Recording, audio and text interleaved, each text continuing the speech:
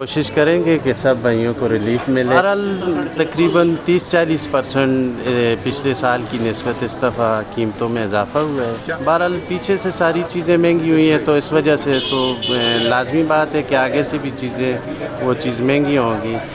لازمی بات ہے کہ مہنگائی ہوگی تو لوگ جو چیزیں اس نے 2 کلو لینی ہے وہ 1 کلو لے گا، تو لازمی بات ہے کہ وہ ساری چیزوں پہ فرق پڑے گا۔ جن لوگوں نے قیمت 5 کلو لینی ہے 2 کلو لے گا، جس نے 2 کلو لینی ہے وہ 1 کلو لے گا۔ جس طرح پہلے معیار تھا وہی معیار ہے کہ مہنگائی کی وجہ سے معیار پہ کوئی وہ چیز نہیں کیا ہے۔ ہمارا معیار جو 40 سال پہلے تھا وہ انشاءاللہ ابھی بھی وہی ہوگا۔ تو پہلے بھی لوگوں کو اچھی چیزیں ملتی تھی، انشاءاللہ اب بھی انشاءاللہ لوگوں کو اچھی چیزیں ملیں گی۔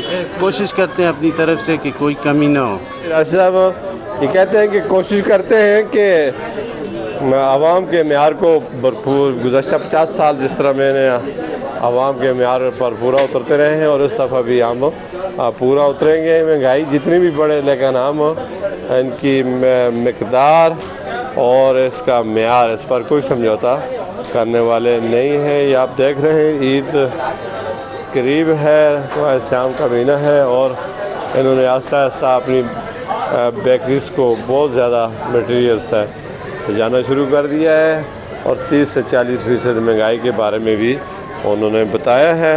اور وہ کہتے ہیں کہ یہ مٹیریل جو ہے جب ہمیں جس خرید سے ملتا ہے اور اس میں تھوڑا بہت ہم اپنا مارجن رکھتے ہیں۔ بچوں کی انگلی پکڑ کر چلو، جب بھی کانوں میں گونجے اذان کی صدا۔